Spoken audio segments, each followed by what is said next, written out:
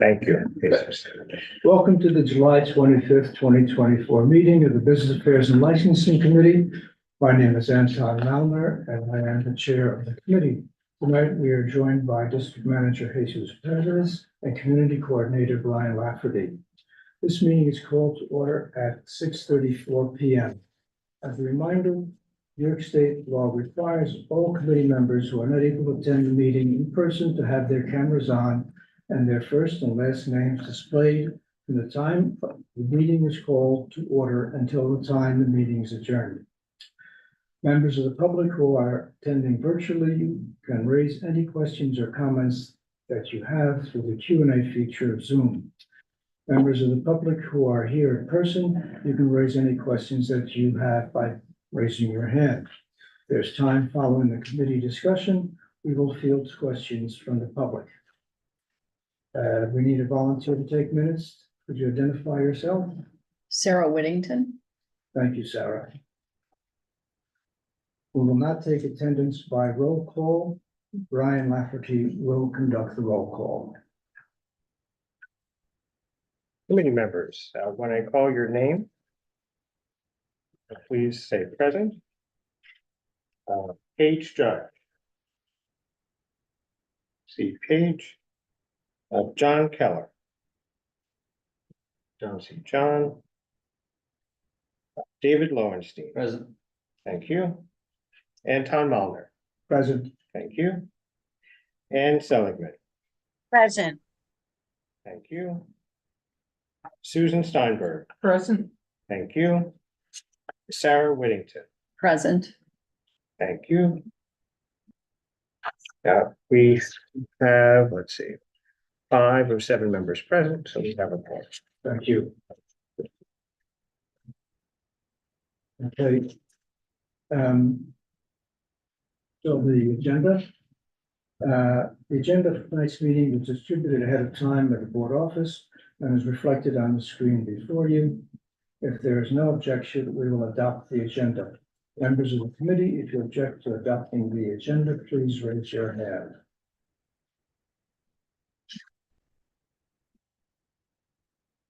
Okay, seeing no objections, the agenda for tonight's meeting is adopted.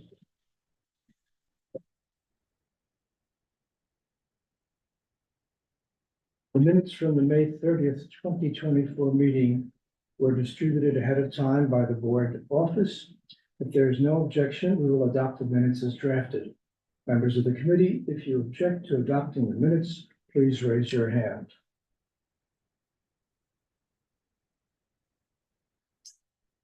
Seeing no objections, the minutes from the May 30th, 2024 meeting are adopted. They will soon be available on the CV6 website. In order to conduct an efficient meeting, let's observe a few ground rules. 1, no one may speak until granted the floor. 2, committee members who are here in person.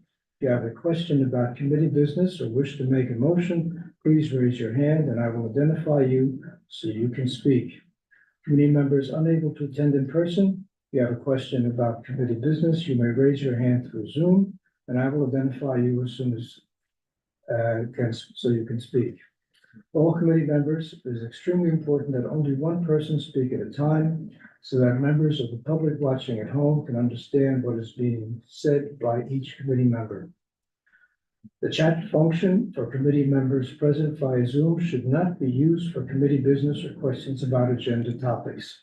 All such remarks should be made on the record by raising your hand through Zoom. Chat should only be used to alert us to any technical difficulties you are having or to state in writing information like an email address that was already stated aloud on the record during the meeting. On committee business, tonight's agenda, first item, new application for wine, beer, and cider license for Oasis Lima Juice Bar, LLC, doing business not applicable at this time at 342 East 47th Street. Do we have representatives from Oasis Lima Juice Bar? I press on Zoom, yes, I'm there. Yes.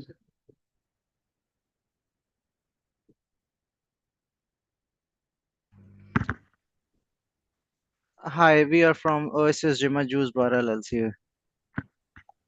Thank you. Yes, I'm a founder of Oasis Gemma. I'm here. Right, this is, I guess, a bit of a nomenclature, just talking about juice bar. But you want to serve wine, beer, and cider at the site that was formerly used by Pink Moose, as I recall.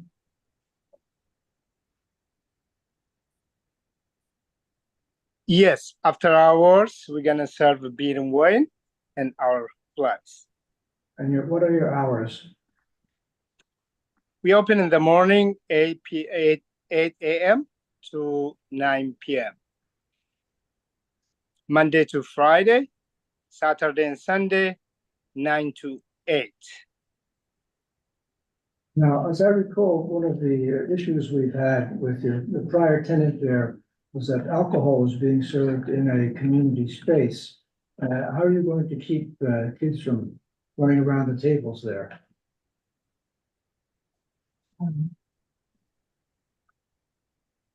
Can you repeat that, please? Thank you. Yes, you repeat it. Oh, you're operating in basically a community space, right, where children play, particularly after school. It's a nice area to run around, and you're serving alcohol, wine, beer, and cider. And I'd like to know how you're going to keep the kids from approaching the tables or seeing the alcohol being served. That's beautiful. We have enough staff to monitor who is order beer and wine. At the state law, we have to ask every individual who order their ID, but if they have any guardian or any bring kids, they have to responsible. But our staff, they have been aware the community in the park, so they don't allow to order outside. They can come inside. We're gonna ask them ID. If they wanna take out, we're gonna serve them, open the container. As I recall, when Pink Moose operated that facility, they had set up temporary barriers around the tables. No. I think it wasn't Pink Moose, sorry. Was the prior. Pink Moose never served alcohol. All right, will you please identify Oh, yourself? sorry, yes, we're friends of Dag Hammarskjöld Plaza. We're here actually hoping that the cafe will be successful, but Pink Moose never served alcohol. May I say something too? I'm Sure. Cheryl Zett. I'm the president of Friends, Yes. Ken Baker, board member and director of advocacy. So we have a history of having the full liquor license actually for every vendor since the year 2000. And we have never, Pink Moose was there a short time, they closed at 3 p.m. and I have nothing else to say about them. And they never had the liquor license. But we've never had an incident, it's amazing actually, during the entire 24 years that the liquor license was in use by other vendors. We have a very strong history of really being very much applicable to all the laws that exist and looking, when you say children playing, kids that would hang around the cafe were with their parents, young children especially. We don't encourage, the activity of playing by their ball or anything else that would be in harm's way. We've never had an incident. We've never even had a drunken incident.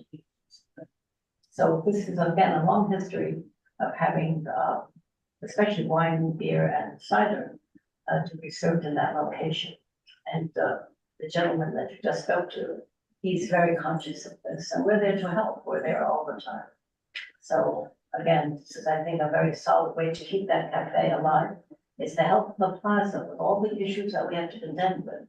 That this cafe, the health of the cafe, reflects the health of the old plaza and vice versa. So we're there to advocate on that behalf. Thank you. Do I have any questions? Yes. That question regarding the children, did some neighbor complain or where did that come from? As I recall, years ago, there was some issue about that. And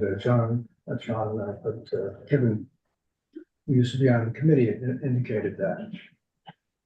but this goes back 3 or 4 years. And so. Yeah, we have a question. And Yeah, I actually was hanging out in this plaza yesterday and got something, and I echo the sentiments about, I would like to make this succeed. It's the place just, it has a very nice vibe. It's a really great place to have something.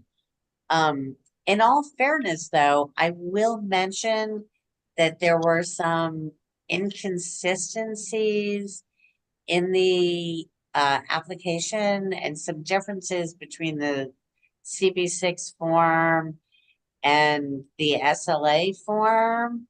One of them says liquor, one of them says wine, beer, cider, and the SLA form says bar, tavern, which I don't think this is.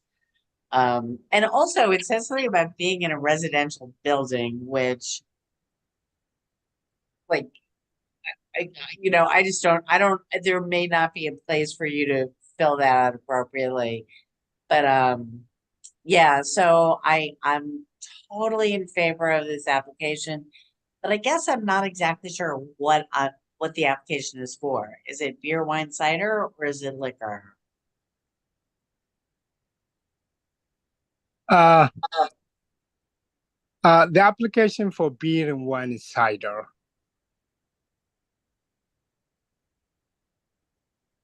That is what, that's what's indicated on the 30-day notice that we received. That's what we're going by. Okay. Because I think the CB6 form says liquor. But it doesn't matter if what you're going for is fine, and I am in support of this application regardless. And I wish you the best of luck. Thank you. Thank you. do I see any more comments or questions?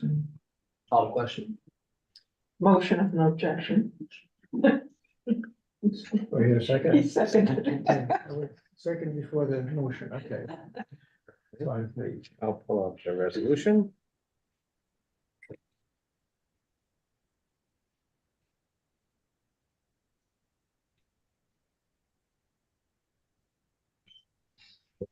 So we have a resolution of no objection for a new wine, beer, and cider license for Oasis Gin and Juice Bar LLC. Is it to be determined for the trade name, the business name? Or It's going to be Oasis Jima. Oasis Gin and Juice Bar, the same as the corporate name? Yes. Okay. At 342 East 47th Street. Whereas Abdul Salam Abajabel, owner, and Rukshar Usmani, representative, appeared before the Business Affairs and Licensing Committee of Manhattan Community Board 6 on July 25th, 2024, CB6 having jurisdiction of the premises and the license application process. Whereas the establishment proposes to operate as an Ethiopian restaurant or It's cafe. a juice bar. Okay. As a juice bar.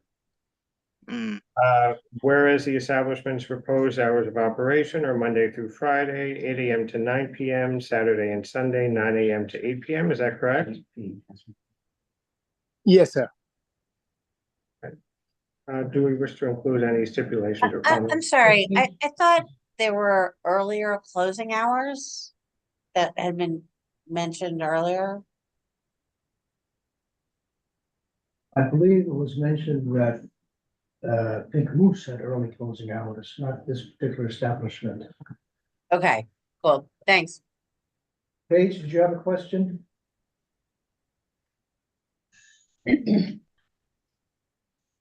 Page?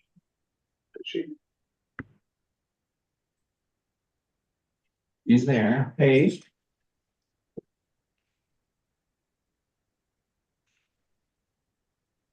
Maybe while we wait for Paige, we should go to. Yes. I there's a had member her of the absent, public so that she's has- now there. There's a member of Yes. the public that has a question, if you want to take it. Yes. And I can't read the. And Hirsch. Ann Hirsch, you have a question? I just wanted to point out from what my understanding is, I'm a member and an officer of Friends of Dag Hammarskjöld Plaza. And like Cheryl and Kim both said, we are in favor of this. We've seen other operators with their liquor licenses, and it does enhance the overall ambience of that space and consequently the park.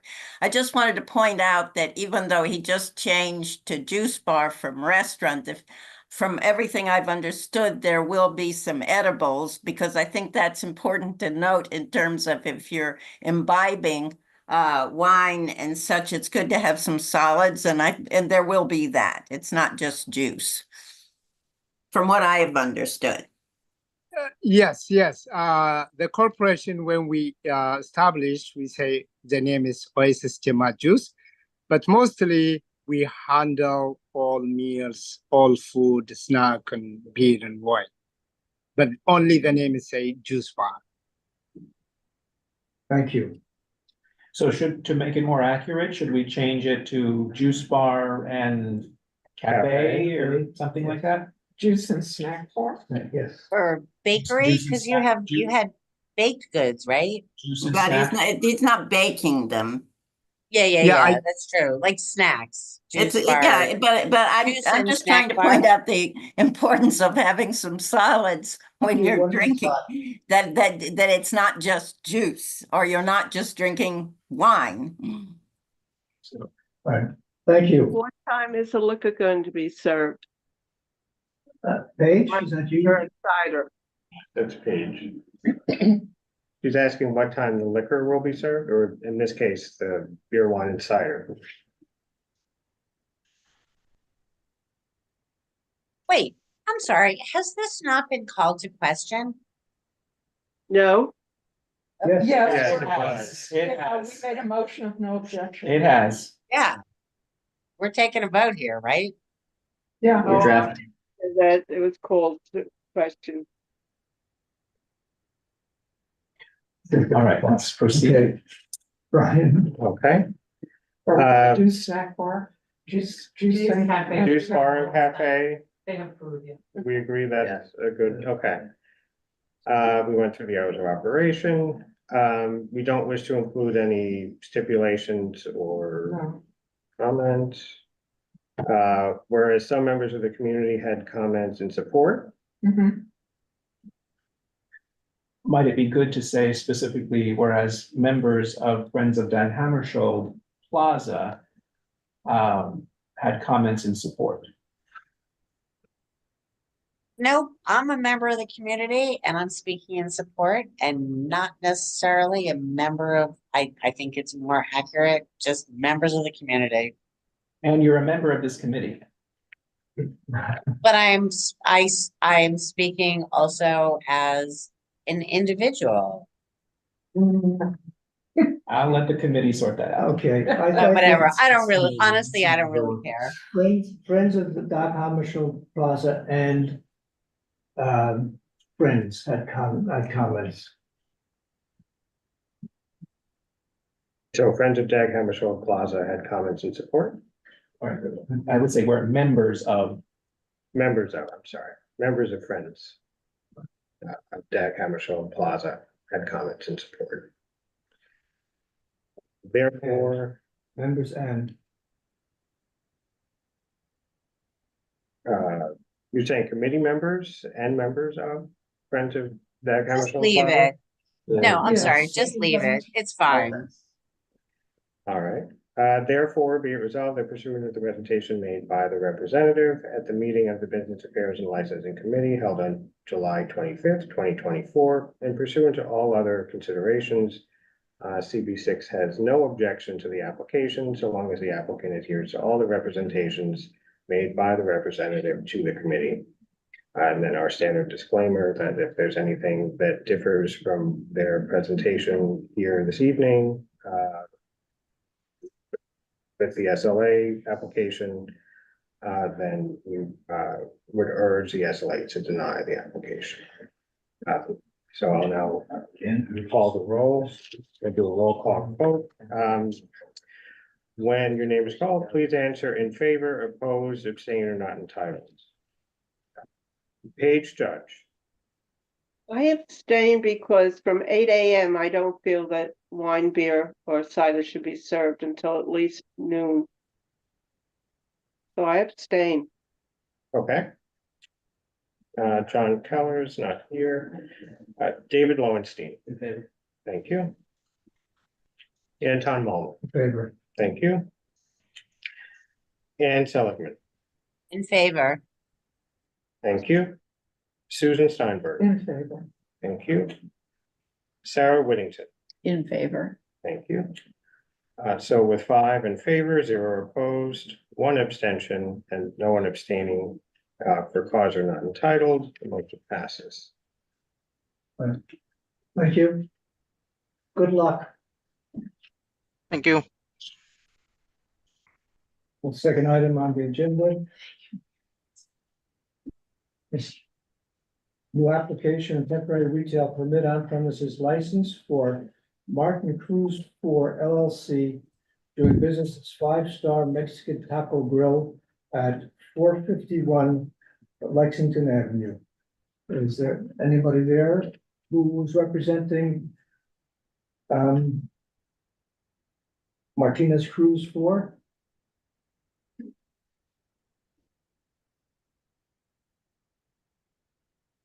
I see, liaison, Carrillo is here.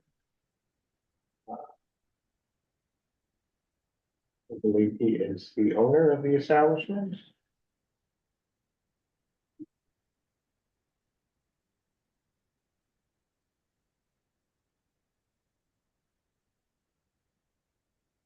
Yes, I'm here. Hi. Hi, how are you? Good, good. How are you? Good, thank you. Okay, I'm just a little confused over here. I see we put up 451 Lexington Avenue on Google Maps. And according to TD Bank's website, that's their premises. It's next to. It's next to it, okay. Yeah. it's Yes, in the- where- right there. Yeah, okay. So in any case, you're open Monday through Friday, 11 to 8, and you're closed Saturday and Sunday? Yes, for now. I said, could you tell us a little bit about your menu in your restaurant? We are serving our authentic Mexican food. Tacos, burritos, tortas, quesadillas, plates, bowls. It's very short menu. And I'm just curious, because you are located in a commercial area and you're not open on weekends. It seems to be a conundrum in terms of restaurant management. At the moment, we are not opening on the weekends just because sales hasn't been very consistent on the weekend. We only have 2 months open. We recently opened the store. So as soon business grow and we can sustain our payroll and all the needs, we will open eventually 7 days a week. So while you're not open 7 days a week now, you intend to be open 7 days a week if sales Yes, warrant that. right. And has her hand raised? And Yeah, I just want to speak to that question. I live, a couple of blocks from there, and many, most, I would say most of the restaurants in that area, especially kind of places like this, are, if they're open on the weekend, they're only open 1 day on the weekend. Frankly, I wish they were open more as a resident. But I think, the businesses are still adjusting to like how many people are back in offices, like this is much more commercial. And so I'm disappointed, but I think it's, I understand the business decision. And again, I would support this.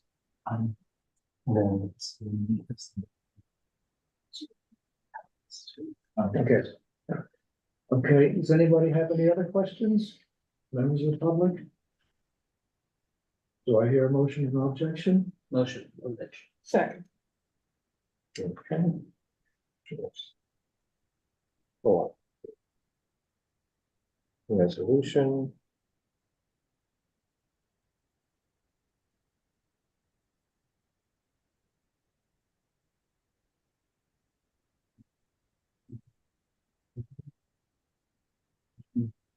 Just wait a minute. If there's no complaints.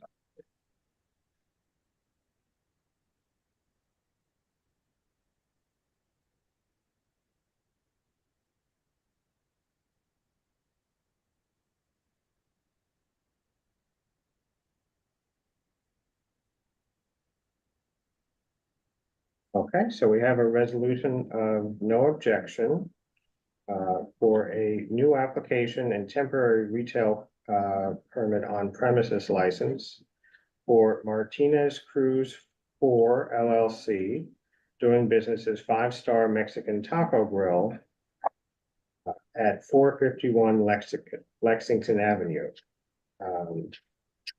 Whereas Eleazar Pelaez Carrillo, owner, appeared before the Business Affairs and Licensing Committee of Manhattan Community Board 6 on July 25th, 2024, CB6 having jurisdiction of the premises and the license application process.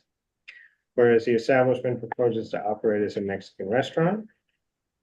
Whereas the establishment's proposed hours of operation are Monday to Friday, 11 a.m. to 8 p.m., and then close Saturdays and Sundays. Is that correct? Yes, Great, thank you. Does the committee wish to include any stipulations or public comment? No? Okay. Whereas no members of the community, excuse me, had any comments for or against. Therefore, be it resolved that pursuant to the presentation made by the representative at the meeting of the Business Affairs and Licensing Committee held on July 25th, 2024, and pursuant to all other considerations, CB6 has no objection to the application so long as the applicant adheres to all the representations made by the representative to the committee. And our standard disclaimer that if there's anything that differs between the SLA application and what was presented here this evening, then we urge the SLA to deny the application. We'll now take a vote by roll call. When I call your name, please answer in favor, oppose, abstain for cause you're not entitled. Paige Judge. In favor. Thank you. David Lowenstein. In favor. Thank you. Anton Mullen. In favor. Thank you. Ann Seligman. In favor. Thank you. Susan Steinberg. In favor. Thank you. Sarah Whittington. In favor. Thank you. With 6 in favor, 0 opposed, 0 abstaining, and 0 not entitled, the motion passes. Okay. Thank you. One sweater there. thank you.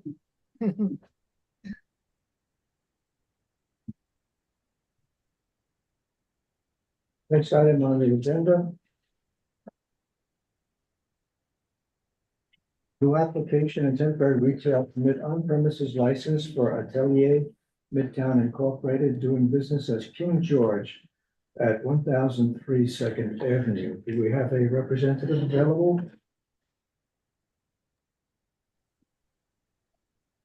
Yes, I'm here. Okay, you're taking over the space that used to be occupied by the Redemption Lounge? That is correct.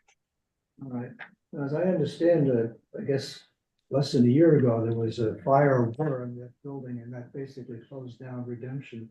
So are you going to refurbish the whole restaurant? Yes, sir. We're gonna refurbish the whole place. Okay, now, in the past, there had been some complaints from the old occupiers, garbage and stuff outside the restaurant. I presume you're not gonna have that type of complaint in the future when you operate the restaurant. Absolutely not, sir. We're planning to operate in a very professional manner. Okay, are you gonna apply for a sidewalk cafe license? Yes, we hope so. Could you tell us a little bit what kind of restaurant this will be? It's gonna be an elevated sports bar. The menu it's gonna include comfort American food such as burgers, such as a chicken parm, chicken wings, very comfort food. And your hours of operation will be basically noon to 2 a.m. in the morning, 7 days a week?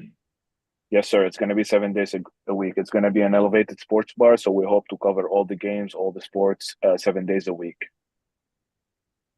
Okay, does anybody have any questions or comments? I see a hand up, I can't. Yeah, Ann Sullivan. Ann? Yeah, I actually had just again, having read the application in detail, it says no about being subject to the 500-foot rule, but it just knowing what that stretch of Second Avenue is like, it must be subject. And probably more important, in the outdoor space, you say yes, you're interested, but it does not say how many tables or what the capacity would be. And again, I think that's really important. That's it's a busy stretch of Second Avenue. Yes, and thank you so much for that and for your concern. Anything related to the sidewalk is going to be 100% compliant with any regulations or any laws. Anything. And yeah, your application does not include how many tables or how many seats you intend to have that. So perhaps you could update that. Or do Yes, you know now? Like, do you have that information? Can you share it with us now? I have to look at the plan, but And Yes. and we're going to once the applications are done, since none of them are explicitly outside dining applications, we're going to in new business discuss a little bit more about the new program. But one element of the new program is that it's not going to be tables and chairs based. And so we'll get to that, but this is simply an application for liquor. Okay, fair enough. But it also seems like it's one of the rare venues, like we have to actually ask these questions, right? I mean, I know it used to be like it has been in transportation or land use also, but sometimes things slip between the cracks. In the past, we had approved applicants for sidewalk space usage. I haven't had any requests, I guess, for a long time. One And of the again, things- I mean, I just looked at the application and said, yes, we want to have this, but then when the next question is, how much is there going to be? That answer was not filled in. The new program doesn't ask them for that. But we haven't actually officially gotten any formal applications for outdoor dining spaces, so we will talk about that in new business. So I would hold tight for that.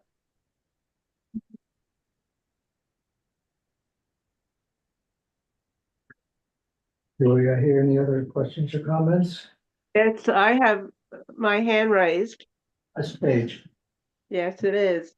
I would like to know if the gentleman can tell us if he's renovating the entire restaurant, making it handicapped accessible, because in the past it has not been.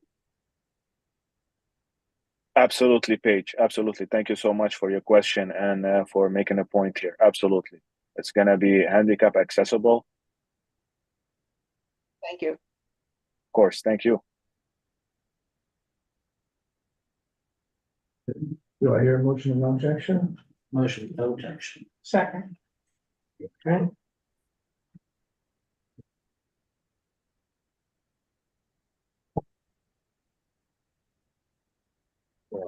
resolution. So we have a resolution of no objection for a new application and temporary retail permit on premises license for Atelier Midtown Inc. doing business as King George at 1003 Second Avenue. Whereas Ely Corey, are you the owner or representative or? Yes, I'm a representative. Representative, thank you. Appeared before the Business Affairs and Licensing Committee of Manhattan Community Board 6 on July 25th, 2024. CB6 having jurisdiction of the premises in the license application process. Whereas the establishment proposes to operate as a sports bar, you said? Yes, sir. Thank you. Whereas the establishment's proposed hours of operation are 12 p.m. to 2 a.m., 7 days a week, correct? Yes, sir. Thank you. The committee doesn't wish to include any stipulations. Whereas no members of the community had any comments for or against.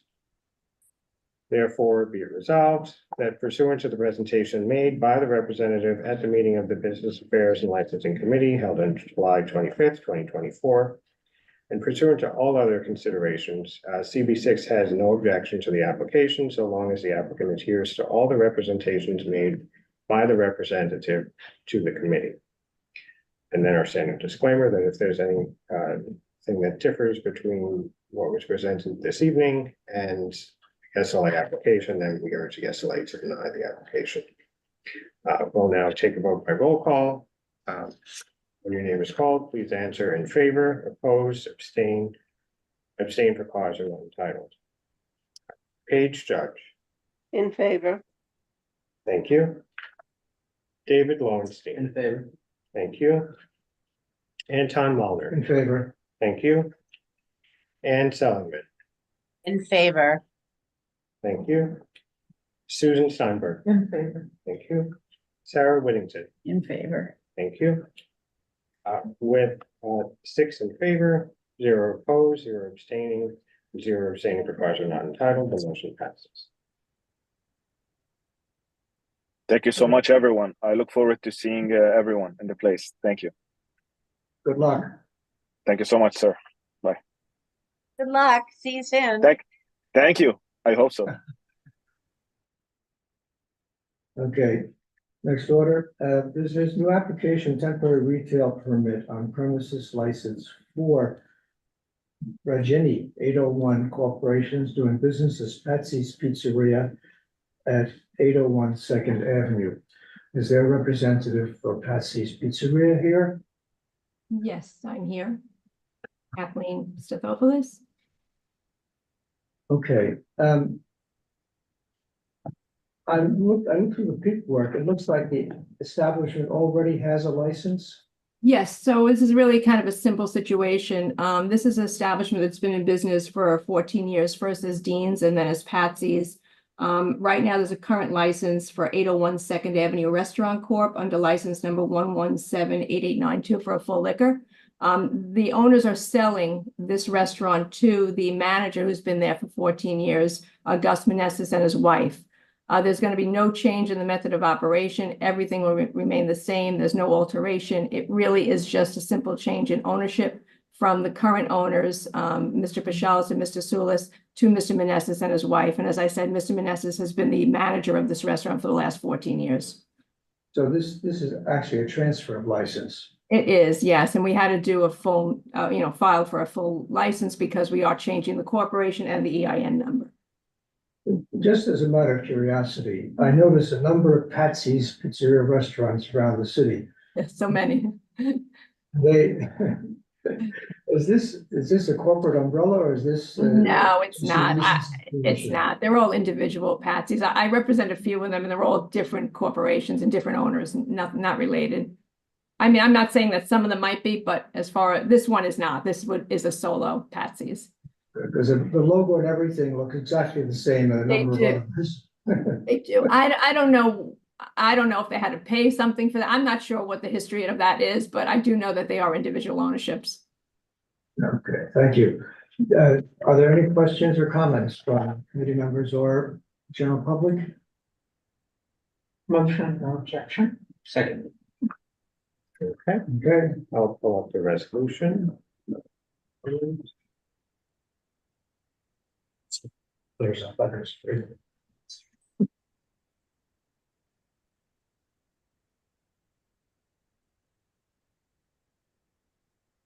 Okay, so we have a resolution of no objection for a new application and temporary retail permit on premises license for Regeni 801 Corp. doing business as Patsy's Pizzeria at 801 Second Avenue. Whereas Kathleen Negri Stathopoulos, attorney, appeared before the Business Affairs and Licensing Committee of Manhattan Community Board 6 on July 25th, 2024. CB6 having jurisdiction in the license application process. Whereas the establishment proposes to operate as an Italian restaurant. Whereas the establishment's proposed hours of operation are Sunday through Thursday, 11:30 a.m. to 9:45 p.m. And Friday and Saturday, 11:30 a.m. to 10:45 p.m. Is that correct? That's correct. Great, thank you. The committee doesn't wish to include any stipulations. Whereas no members of the community had any comments for or against. Therefore, be it resolved that pursuant to the presentation made by the representative at the meeting of the Business Affairs and Licensing Committee held on July 25th, 2024, and pursuant to all other considerations, CB6 has no objection to the application, so long as the applicant adheres to all the representations made by the representative to the committee. There's a standard disclaimer that if there's anything that differs between what was presented here this evening and the SLA application, then CB6 urges that the SLA denies the application. I'll now take a vote by roll call. I call your name. Please answer in favor, oppose, abstain, or not entitled. Paige Judge. In favor. Thank you. David Lowenstein. In favor. Thank you. Anton Mulner. In favor. Thank you. Ann Sullivan. In favor. Thank you. Susan Steinberg. In favor. Thank you. Sarah Whittington. In favor. Thank you. With 6 in favor, 0 opposed, 0 abstaining, and 0 abstaining for cars are not entitled, the motion passes. Thank you. Have a nice evening, everybody. Thank you. Lots of new owners. The next order of business, new application and temporary retail permit on premises license for Lihu LLC doing business as to be determined at 358 East 57th Street. We have representative from Lihu. Is that how it's pronounced? Yes, sir. That's it. Okay. All right, you're taking over Neary's. Neary's, a well-known place. Absolutely. I know the family was looking to sell after Jim Neary passed away. Could you tell us a little bit about what you're going to do with that wonderful space there? Well, you're right. It is definitely a wonderful space, and over the past year, I've gotten to know the family well. And Una Neary, the daughter, is a wonderful, wonderful person. My brother and I purchased the building, and from the Nearys, and we're going to open up a more slightly modern version of what Neary's was. My brother and I own the East Pole on 65th and Park, which is sort of a very upscale new American restaurant, and we own Melody's Piano Bar in 73rd and Lex. So this is this our next project here. I saw someplace in the comments when we were looking this over that the transfer hasn't taken place on the real estate, has it? Yep, the transfer took place on Tuesday. Oh, it hasn't. Congratulations. Yep. I just have one question. Thank you. You say you're in a residential building. I live directly across the street. I used to, 357. It didn't look to me like there were residents in that building. This is where it gets tricky. It's zoned residential. They have a Pilates studio up there.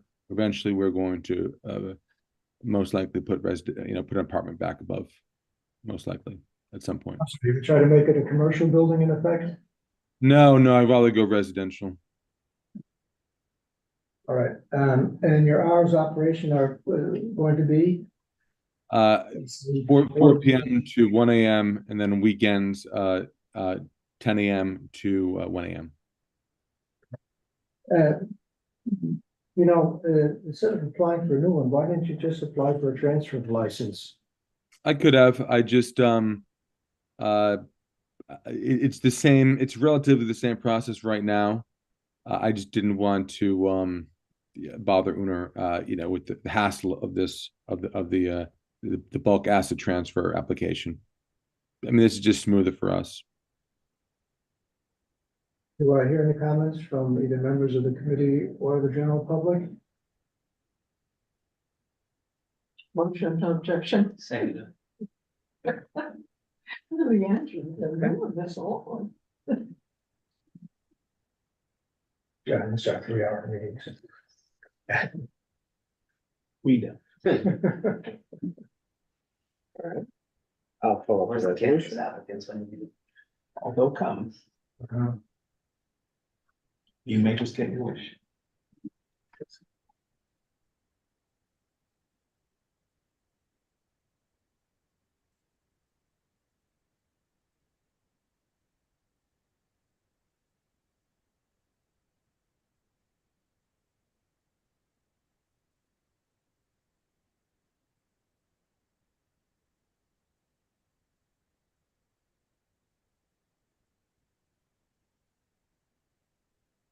Okay, so we have a resolution of no objection for a new application and temporary retail permit on premises license for Lee Hu LLC, doing business as to be determined. Is that correct? Yes. Thank you. At 358 East 57th Street. Whereas Thomas Martignetti, owner, appeared before the Business Affairs and Licensing Committee of Manhattan Community Board 6 on July 25th, 2024, CB6 having jurisdiction of the premises and the license application process. Whereas the establishment proposes to operate as an Irish restaurant or pub. You can say Irish American, along those lines. That's fine. Irish American restaurant, thank you. Whereas the establishment's proposed hours of operation are Monday to Friday, 4 p.m. to 1 a.m. and Saturday and Sunday, 10 a.m. to 1 a.m. Committee doesn't wish to include any stipulations. Whereas no members of the community had any comments for or against, therefore be it resolved that pursuant to the presentation made by the representative at the meeting of the Business Affairs and Licensing Committee held on July 25th, 2024, and pursuant to all other considerations, CB6 has no objection to the application so long as the applicant adheres to all representations made by the representative to the committee. And then our standard disclaimer that if there's anything that differs between the SLA application, what was presented here this evening, that mirrors the SLA to deny the application. When I call your name, please answer in favor, oppose, abstain, or not entitled. Page Judge. In favor. Thank you. David Lowenstein. In favor. Thank you. Anton Malner. In favor. Thank you. Ann Seligman. In favor. Thank you. Susan Steinberg. In favor. Thank you. Sarah Whittington. In favor. Thank you. With 6 in favor, 0 opposed, 0 abstaining, and 0 abstaining for cause and not entitled, the motion passes. Good luck. When do you intend to open? Thank you. Maybe late fall, maybe. But we'll see. We have some work ahead of us, but I appreciate your help and thank you very much. And hope to see you when we open, all of you. Thank you so much. Okay, good luck. Thank you. Bye-bye.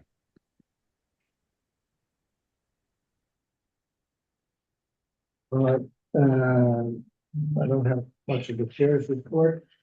I do know, and I think I mentioned this in another committee, that more and more of these illegal cannabis shops seem to be getting locked up. And I hope it keeps accelerating because, this has been such a problem for the last year and a half, and finally some action seems to be taken, and perhaps not, now that they're closing these shops, they go after the people who actually are financing these things. In any case, Jesus mentioned about sidewalk dining, and I think you were in the presentation, perhaps you can give us a little background on that. Yes, Brian, would you be so kind as to pull up the presentation? This presentation is a presentation that, a slide deck that was created by DOT for a presentation they gave to district managers in Manhattan because there were quite a few questions about the program, this new program.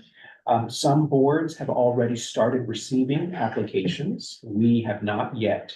There are some in the pipeline for our district. It's just that currently DOT is in the process of evaluating those applications for accuracy and completeness.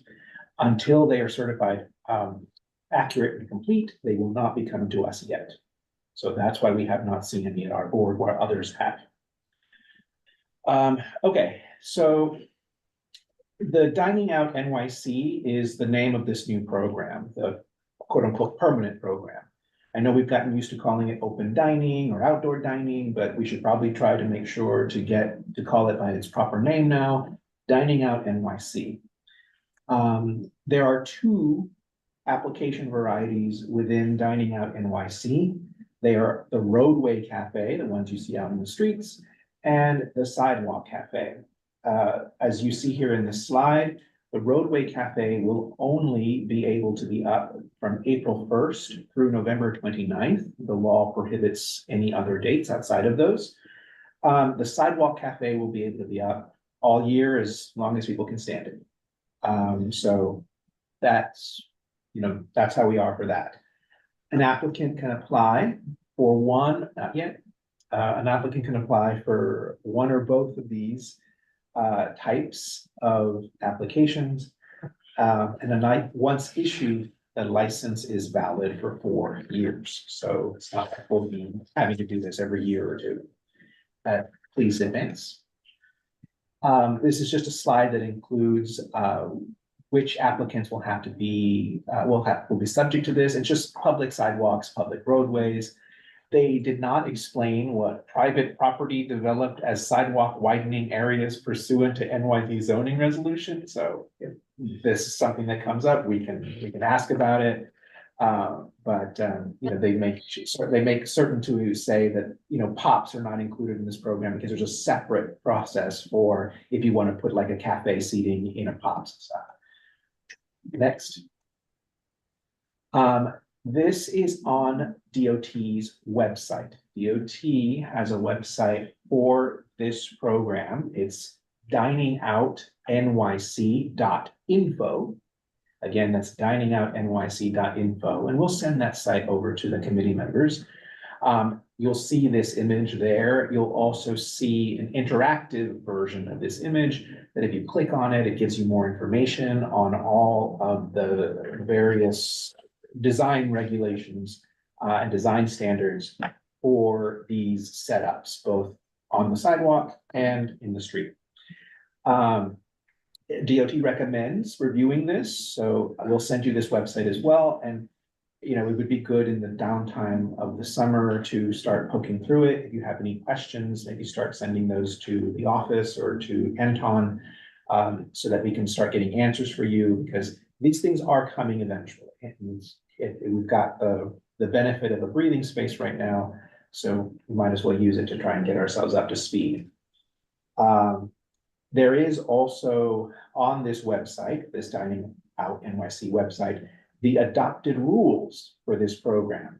There are 31 pages of them, but it's probably good for you to start reading them, good beachside reading.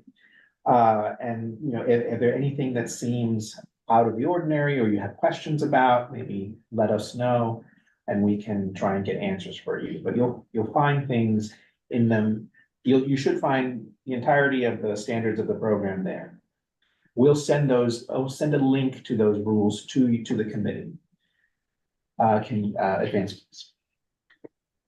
This is just a quick slide that indicates all the things that an applicant has to submit to DOT at various stages of this process. I think there may actually be more stuff, but we are not going to get anywhere near this much stuff. So we don't have to worry about having to sift through all sorts of arcane documents. But this is just something, if you wanted to see what sorts of things applicants have to submit. Next. All right, this is we've gotten a lot of questions on. So what happens with these applicants? What happens with these participants that are currently participating in the dining out program and that have been participating through the pandemic? So this date, August 3rd, has been circulating around, but so let's clarify what this date really means. If people who are currently participating in the temporary dining program, they have to apply by August 3rd of this year if they want to continue participating in outdoor dining. If they do not apply by August 3rd, the city will consider that they will assume that they don't want to participate and they must bring their setups down. If they do apply by August 3rd, then they are sort of, they buy themselves extra time to continue operating their setup as is. However, they will eventually have to become in compliance with the new rules. When does that have to happen, you may ask? It has to happen by either November 1st of this year or within 30 days of the applicant receiving word from DOT that they've been approved for the new program, whichever comes first. So we shouldn't necessarily expect that on August 4th, all these things will be gone. No, probably they've applied, so don't be alarmed if they're still up. If they're still up and the applicant has not, and the establishment has not applied for the new program, then we can see about addressing that, but they won't automatically go away. So yeah, these dates, there was some quibbling about where these dates came from. They came from, they're part of the legislation that was passed by city council. So take it up with them. If you'll advance, please. More. This is the process. There are 3 phases, and we can send you this, but there are 3 essential phases to the process. There are 2 applications, remember, it's roadway and sidewalk, and there are 3 phases in each of those application processes. Phase 1 is essentially the DOT review phase. The applicant submits their application materials to the portal, DOT gets it, DOT is looking at it and making sure that it's got everything that it needs, all the strange documents and photos and site plans and drawings, all that stuff. DOT is looking at all of that to make sure that it's all there.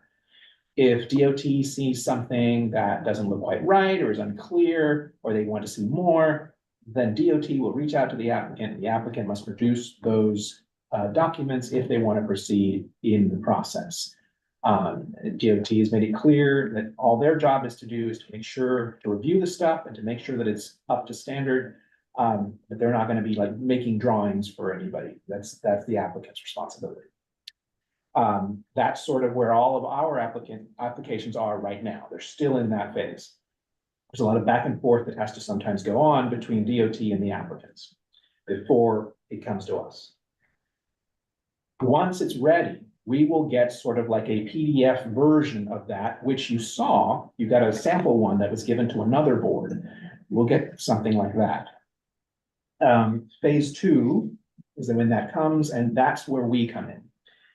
There are 2 different deadlines that apply depending on which kind of application we get.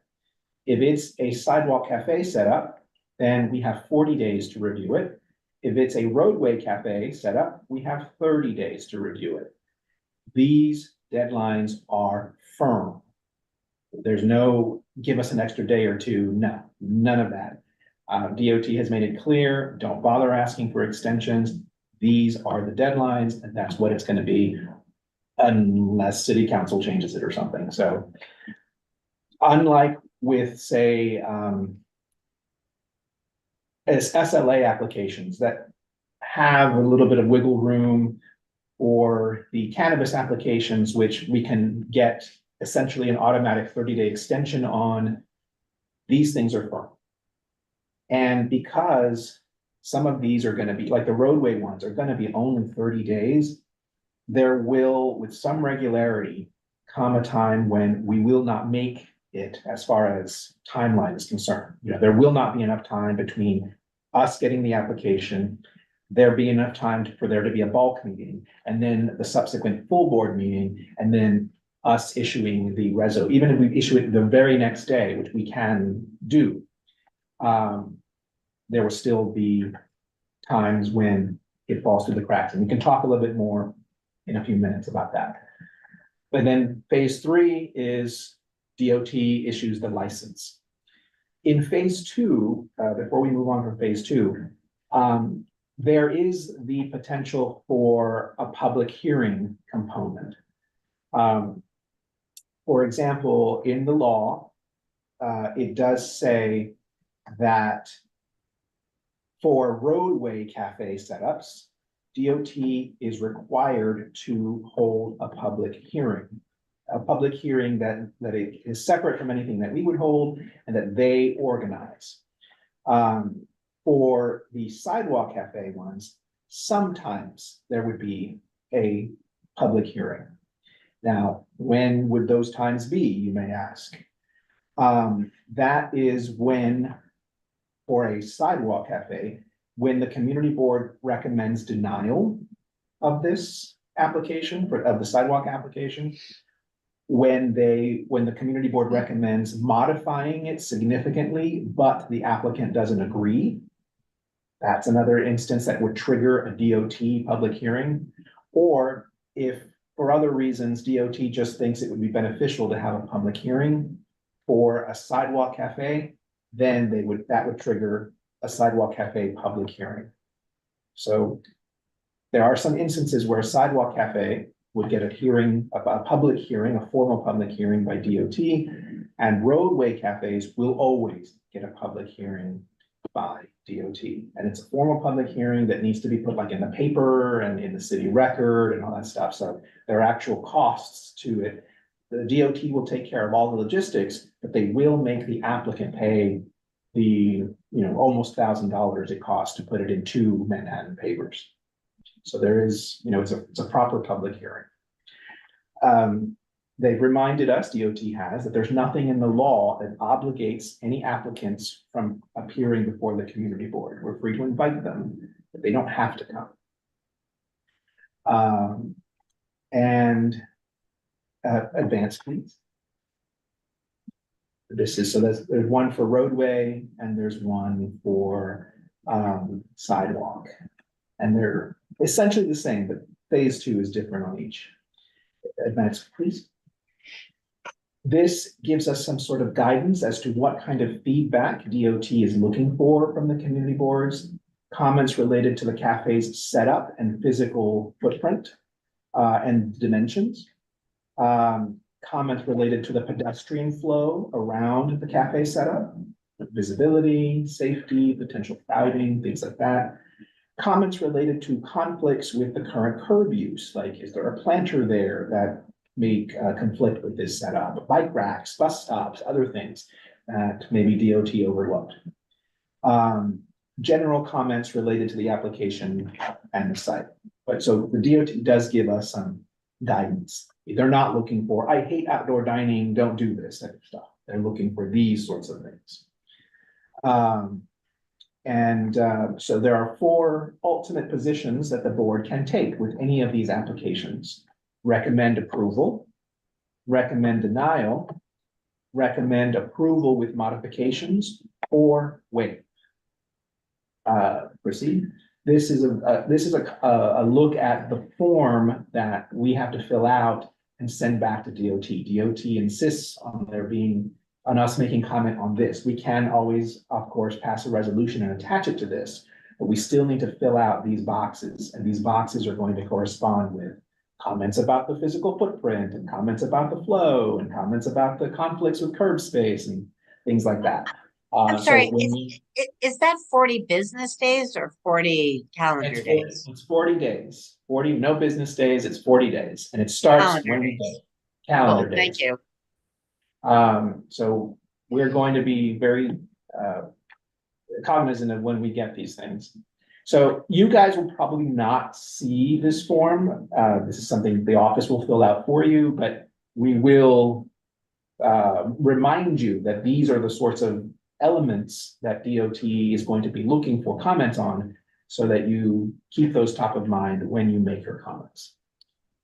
If you continue, please. One more time. This is another sort of timeline about sort of which kind of applications, sidewalk and roadway, and sort of how they get to a public hearing, if they get to a public hearing. If there's subsequent review after that, like the sidewalk cafes have a city council review. It doesn't, the roadways don't, but that's probably because they have their automatic DOT public hearing, but so that's that. Next, please. This is just another write-up of how a public hearing would be triggered. And next, please. These are some of the aspects that inspectors, DOT's inspectors, will be looking for this program. DOT did about a month ago put out a social media post, and I can send you all the link. I don't know if you guys all seem kind of tired, so I don't know that we want to play it for you now, but it's like a minute and a half, and it's got an inspector that's gone out to a site, and he's looking at this and he's looking at that. If you want to see it, we can play it for you. We have it, but if not, we can send you the link. Send me the link. Okay, but it'll show you sort of some of the things that they go through and they look at when they're doing an inspection of these sites. And that's pretty much it. So the main thing we're going to need from you guys is sort of like, what do we do when an applicant, like if an applicant were to come tomorrow, we would not have enough time to have a bulk meeting, at least not one of the regularly scheduled ones you have, and then get to the September 11th full board. For example, in order to, let's say that there is a roadway cafe, which has only a 30-day review period that arrives to us on or before August 12th, we will just miss the 30-day cutoff point. If it comes on the 13th or afterwards, then we'll make it. But these things are, the calendar is very important and it's shifting all the time. So we've made a list of sort of all our dates and sort of blackout periods essentially of when we would be in trouble of missing deadlines. You know, some boards are figuring out how to do this. DOT has said that if we do not submit our comment form and any resolutions within the 30 or 40-day period, they will consider that we're okay with the staff. I need to follow up with them and see, do they mean that for real, or do they mean they'll consider it waived? Because those are very different, whether we're in support or whether it's waived. There are some boards who are toying with the idea of, for example, a sidewalk cafe, knowing that if a community board opposes it, it would trigger a DOT public hearing. Well, it would buy them time. They'd say, we oppose it. And then the community board can go and, as any member of the public can, testify at that public hearing. You know, it does create an expense for the applicant, because that's about, you know, it could be as much as $1,000 to publicize those things. That's something that they would not have had to pay if DOT would just give us the proper time to review these things. But again, it's not DOT, they will say, it's the city council, because they're the ones that put these timelines into the law. So you know, that's what we need to talk about. Okay. So you'll send the links to committee members, Yeah. and perhaps next meeting, we can maybe flush it out, if anybody has any questions. Hopefully, and that's assuming, like, let's say, there's nothing to, we asked DOT for an update. Last we checked, about a month ago, we had 16 in the queue. We don't know if that, we've asked, but they haven't told us yet whether that's increased now. We don't know who they are. We have here and there, it's like people who have told us, okay, we intend to apply. We have one confirmation of who has actually applied, but it was just the other day, so we haven't gotten that application. Patty Riley's, I believe. So they have actually submitted an application, but they told us, we haven't got any word from DOT. But there's nothing to say that next week we won't get one of these things, in which case there will not be enough time. Right. In which case we need to figure out what to do. It seems like a judgment call, like always, like if it's Redemption Bar corner, we probably want to exercise the public hearing because that's a prominent corner that has a lot of foot traffic. If it's a sidewalk cafe, there might be an issue, but if it's like Lexington and 45th, Mexican restaurant, commercial district, it's probably not as big a deal, so. So how do we do that? Do I send it to Anton and Anton makes a decision? Do we send it to the entire committee and you guys sort of? We could do a committee and then just email. I think roundabout to the committee, at least for the first few, let's see how we can work this out. And in the end, it may end up like with the liquor licenses, you know. Normal reviews, normal applications, I can waive appearance. Okay. And did you guys, were you able to take a look at the sample one that was to? Take a look at it and see if anything sticks out to you. You know, for example, for us, unlike with the SLA 30-day notices, there's no like attorney information on it. So we're asking DOT, can you put some useful information on this so that we can reach out to them. I would say that I've seen there are companies now starting to manufacture and offer modular setups, services, storage, et cetera. So we will be seeing a lot of the same exact thing happening over and over again. So it will get easier. Right. Hopefully just be a question of location. And DOT, I believe, has a marketplace where you can buy like barriers and buy, you know, right? Because some of these, it's meant to be a slightly lighter touch than what we're used to, like no completely enclosed sheds, you know. If it has a cover, like it can't be a roof, it has to be something that can be removed and something like And that. if worse comes to worse, we can always call Claire up. Yeah.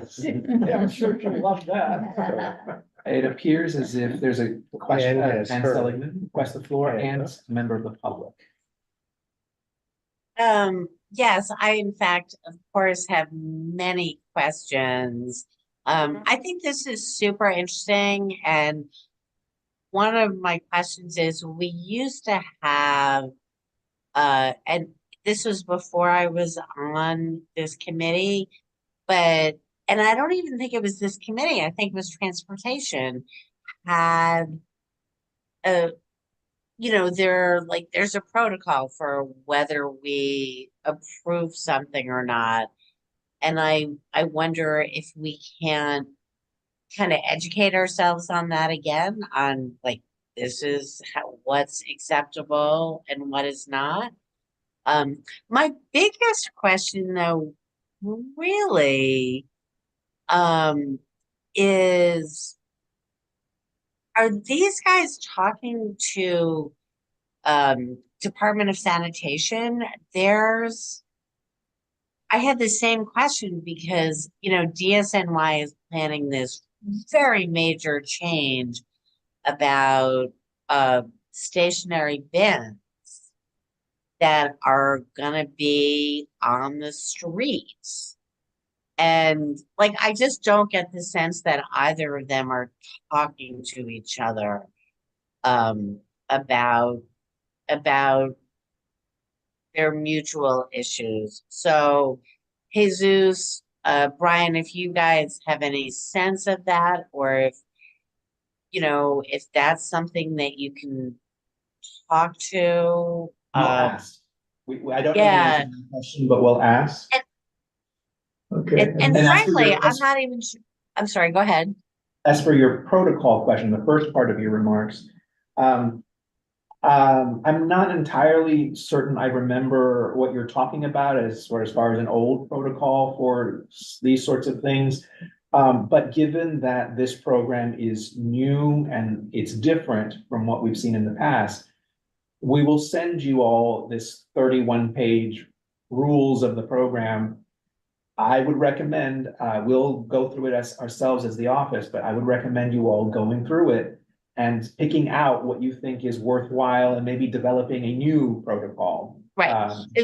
That sounds like some terrific beach reading, and I look forward to it. But it is useful. It might be useful. We had something that was like, for every, 8 square feet, you can put in 1 2-top. There was something like that. And it might be helpful. David might have some expertise on that. So one thing I will say is that DOT has indicated this is what we will allow. And if boards want to make their own requirements, they can. But what DOT allows is what's going to be allowed. Right. But I mean, that's what they'll allow. But if we might say, you know what, we have a standing resolution that does not permit that density or permits a greater density, that might be something we want to do. And in fact, to go back to the timing issue, because especially if these questions are going to come to transportation, which does not meet during the summer, if it's going to come to business affairs, it will. Okay, cool, because we'll be around. But I'm wondering if we can do something, again, going back to the timing issue, if we can have like a standing resolution saying that if we do not receive a notification that gives us 30 days or 45 days or whatever, we have a standing resolution that we are, waiving this. So we're not just saying yes if we don't respond. And so that's something for the committee. What do you think? Should we, because I don't want to just say yes if I haven't had the chance to, weigh in. So Paige has attitude here, obviously. Paige? Since I've been on this committee since 1997, 98, what Ann is talking about is there is a resolution passed by full board with the number of feet from the curb to the actual cafe. And the city said that they could have it, I think, 10 feet. We did it 8 because of certain streets here are smaller than other areas of the city. We worked out our own, and I'm sure after we read this, we can make a resolution through full board that will hopefully meet the requirements, like where we feel that the street isn't wide enough for them to have. But still, we should know how many tabletops they are having. Ann is right, because how are we going to figure out anything? That is a concern that some other boards have raised. We didn't raise it, obviously, because we haven't gotten any applications yet. But DOT has made clear that the tables and chairs metric is no longer expected. Because, for example, it could just be a space where there are no tables and chairs, people can just congregate and drink. So that is their reading of the law. So we should be, unless we want to advocate to the city council to, add more specifics about tables and chairs in, don't be alarmed if you don't see them in our applications. Jesus, we also passed resolutions regarding people congregating in front of any particular restaurant, bar, because of the fact of complaints from the neighbors of noise, dirt, people that those days everybody's smoking and da da da. There are resolutions from this board that, cover those. And I think we probably will have to go back to our city council person and tell them that we have concerns with them saying that, with tabletops and areas for them to congregate. There shouldn't be an area for them to congregate. They're there to either drink or eat, not congregate. So, I'm sorry, as I recall from the original regulations, that there was no mention of congregating, it's just tables, chairs, for eating or drinking, whatever. We should probably read the adopted regulations to see how we interpret them. But this question was asked at a recent meeting with the DOT and Manhattan district managers. And some of the managers who have already gotten, their boards have already gotten these applications, who were used to seeing how many tables, how many chairs, were asking DOT, why is this no longer included information? And they said, the law is not structured that way anymore. So we're gonna try, and that's one of the things we're gonna try and get to the bottom of, but we may need to prepare ourselves that it may not be a part of this law anymore unless boards advocate to their city council members. I see there's a member of the public who has his hand, Robert Strand.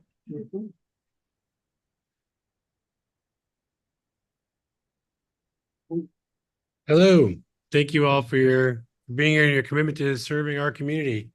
Just had a question with regard to the DOT, and I appreciated the question and about being connected to Department of Sanitation. Is there also a connection to the MTA and flow? So where buses have to make a turn, where I am at 24th and Lex, mile to go, had in-road cafe dining previously. If they put in a request for it again, that eats up all the frontage where their delivery trucks go. And then the delivery trucks get jammed into 24th Street and buses can't make the turn. So is there a consideration for not just what's literally outside the front door of the cafe, but the nearby vicinity and impact? It's a corner building. So just want to know if DOT is also coordinating with MTA in those types of considerations. There is a design guide that also takes into account surrounding street furniture and transit necessities. This is for us, since we've not gotten an application yet, we're still learning about the program. But I'll have Brian here put a link to that website that includes the design guide. And as we said, we encourage the committee members to review it. The office will review it. But yes, there are some like subway entrances and things like that. Well, yeah. So what's not in here is delivery zones, or the some stuff missing from this. It looks like.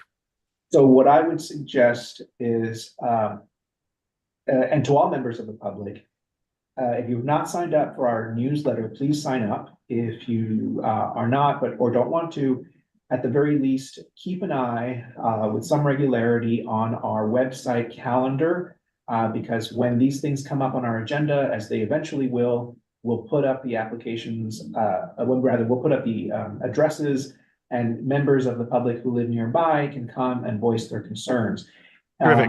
If members of the public have general concerns now about certain things that don't seem to be included as considerations, they can send us those by email to info@cb6.com.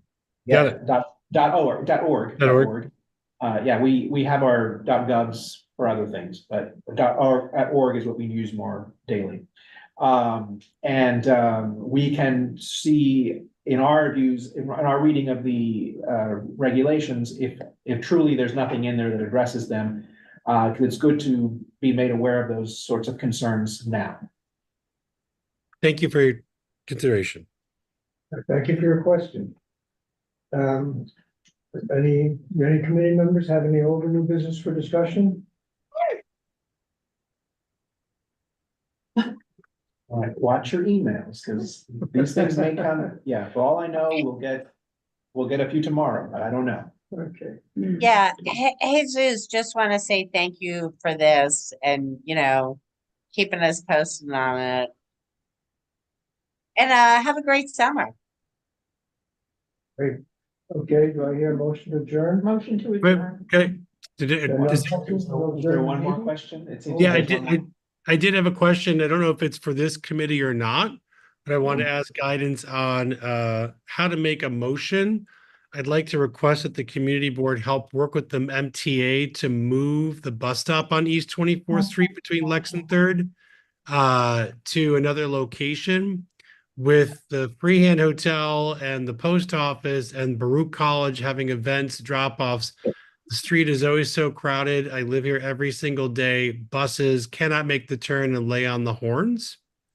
And I see very few people on that bus. And to me, it would make sense, since those other things have been permitted, that the easiest solution to help the MTA buses make a turn would let them turn on 23rd instead of 24th. And my second question is with regards to smoking in public places on the plaza on 25th between Lex and Third. There are constantly people smoking marijuana. Recently, I noticed young people who were around 10 or 11 years old. I asked the police, when you see children smoking, what do? The police say it's up to the school. The school security guards say, out of our jurisdiction, it's the police, and no one really knows who's supposed to enforce no smoking, especially when you see a 10-year-old lighten up. So I'm curious what can be done to help make sure young kids aren't smoking controlled substances in our public spaces. 311. 311 on Yes. the pot. So those are two very different concerns. As far as the bus concern, by the Freehand Hotel, what we suggest is write us a detailed email to info@cpsix.org. We will review it. We will send it to our transportation committee for them to review it. They typically have very full agendas, but they will see if they can get to it. And, Yeah, that's what I was gonna say, is like go to the transportation committee meeting. Perfect. Additionally, as far as the smoking, I think you're talking about that plaza right in front of Baruch College. Yeah. If you can send us a detailed email about that, about, when you tend to see these folks doing, what exactly you see them doing, we can approach the leadership of Baruch College and see if they've noticed it, if they have any thoughts on it, and see what we can do. Thank you for your consideration. Have a great night. Appreciate the guidance. Thank Good you. night. Okay, seeing no further business, the meeting is adjourned at 8:02 p.m. in the evening. Thank you, guys. All right.